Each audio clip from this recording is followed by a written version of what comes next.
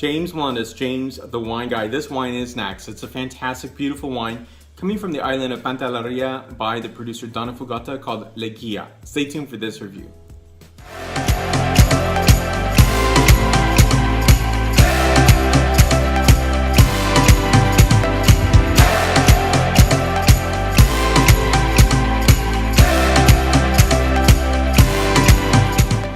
So what we have here is this really remarkable, beautiful wine, Lighea Donnafugata 2016 vintage. I love the label program. I think they're always so, not just whimsical, I think it's even above that. It's like a dreamlike state and elegant, beautiful. And on the labels, it often references the novel, which is right here, The Leopard by Giuseppe Tomasi di Lampedusa.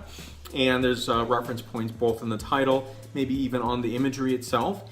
And also you're going to see on here, it has a bit of a poem, which is Dai discoordinati capelli colori da soli, l'acqua del mare colava. And the back label here, so the price point on this is $20. 2016 vintage Zibibo, which is also known as Muscat of Alexandria.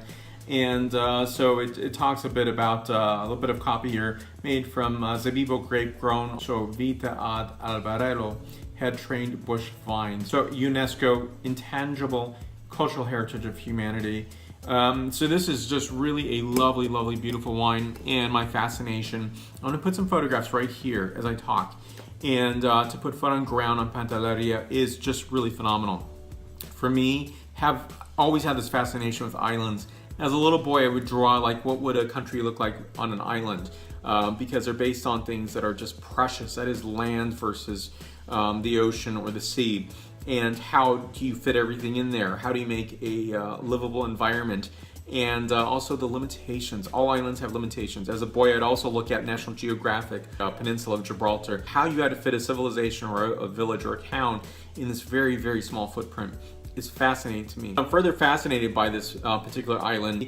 There's limitations based on water. There's limitations based on the grape is very hardy that's grown here. It's windswept, and so Zibibo is really perfect for this island. Now, Donnafugata does have a station where they're producing an experimental station, but other grapes can grow on this island in addition to even just clonal identities of Zibibo and what might be hardier and be the most optimum. So I think it's a great commitment to the island. It is also amazing to have this beautiful dry Zibibo wine, and because I think a lot of people are going to expect this to be a sweet wine. It is absolutely stunningly beautiful. And so for me, putting foot on ground was to see the albarello and to see the bush vine basically, and just so how they have to deal and cope with this amazing windswept environment. And I saw the structure where there's a stone building or a stone structure that's put around an orange tree so that the citrus can actually grow. If not, they cannot grow in a constantly windy environment. And on this island, you also have capers. You have, of course, the local product of fish, and I got to experience both of that. It was really fantastic and amazing. And for me, I think of this place being, of course, has very ancient heritage. You have evidence of humanity being in this area for about 35,000 years. And you also have the Carthaginians who put foot on ground here. Like Sicily itself, it definitely has that imprint of having, so many different cultures that come in and influence what Sicilia is today. And for me, I think this is really a beautiful heritage wine. How I like to serve this wine is multifold. I really think because of its dryness, it's applicable to white pasta dishes, say to mussels, clams, linguine clams. Enjoy this with crab, shrimp. Enjoy this with a chicken dish. There's so many different things you can do with this wine. It is really elegant, beautiful. So when you smell this wine, you automatically think this is going to be a sweet wine because it really has some beautiful bouquets of flowers and nutmeg. But ultimately, it gives that hint of sweetness and it goes right back down because it is a bona fide dry wine. So first of all, the point score, 93 points out of 100 points. And I need more of my wine glass because I want to, swirl this around a bit and enjoy this wine. Now, for me, I think this is my favorite glass. This is a Burgundy glass.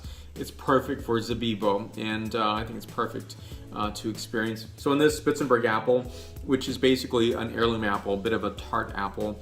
Additional notes on this are lemon peel, Meyer lemon peel and zest, freshly cut flowers, and crushed oyster shell.